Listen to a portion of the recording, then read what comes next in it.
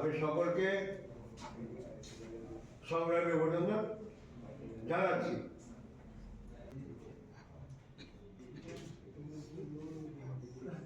ধর্ম আহ্বান করা হয়েছে। দেশের সরকার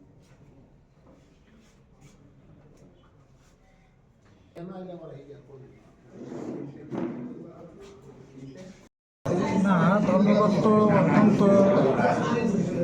মানুষ বাধ্য হয়েই ধর্মঘট করে, কারণ দেশে যা অবস্থা, সাধারণ মানুষ, অংশের মানুষ, খেতে খাওয়া মানুষ, খেত মজুর, দিন মজুর থেকে আরম্ভ করে সকল অংশের মানুষের উপর যে ভয়ঙ্কর আক্রমণ এখন সংগঠিত হচ্ছে, ন্যূনতম যে অধিকারগুলি ছিল এই অধিকারটা পর্যন্ত এখন ছিনিয়ে নেওয়ার চেষ্টা হচ্ছে।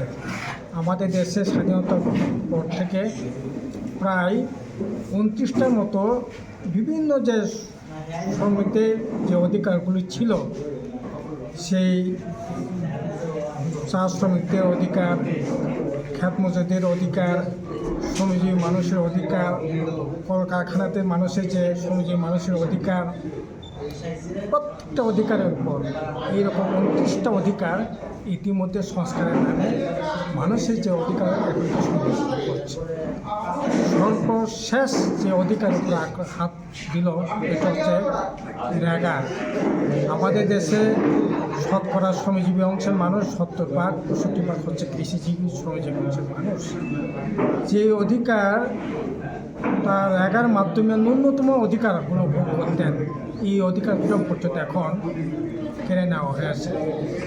এখন বাজেটে যা হবে চাহিদা ভিত্তিক বাজেট করে তাদের মজুরির ব্যবস্থা ছিল, পক্ষে কাজের যে অধিকার, চাইবার যে অধিকার, এটাও তোর পক্ষে গ্যারান্টি ছিল, এটা আইন ছিল। এখন জি রামজির নামে যে অধিকার দেওয়া হয়েছে এটা হচ্ছে বাজেটের উপর নির্ভর করে তার কাজের অধিকার হবে। আমার বাজেটে যদি অর্থ থাকে, টাকা থাকে, তখন আপনি কাজ পাবেন। কাজ পাওয়ার অধিকার পর্যন্ত যেটা ছিল এটা পর্যন্ত ছিনিয়ে নেওয়া হয়েছে। এই করে সমস্ত শ্রমজীবী অংশে মানুষের যে অধিকার, এটা একটা একটা করে ছিনিয়ে নেওয়ার চেষ্টা হচ্ছে। তাই এখনো মানুষের শেষ যে অস্ত্র এটা হচ্ছে ধর্মঘট। এছাড়া মানুষ বাঁচবার কোনো রাস্তা নেই।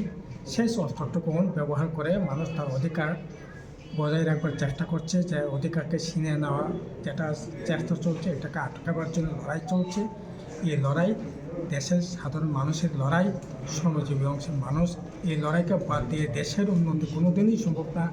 দেশের শতকরা 80% 70% মানুষের তার যে অধিকার, এটাকে বাদ দিয়ে দেশের অগ্রগতি কোনো দিনই সম্ভব না। তার জন্য এই ধর্মঘট অত্যন্ত জরুরি। এই সময়টার মধ্যে শ্রমজীবী অংশের মানুষ, কৃষিজীবী অংশের মানুষ বেঁচে থাকতে গেলে পরে এই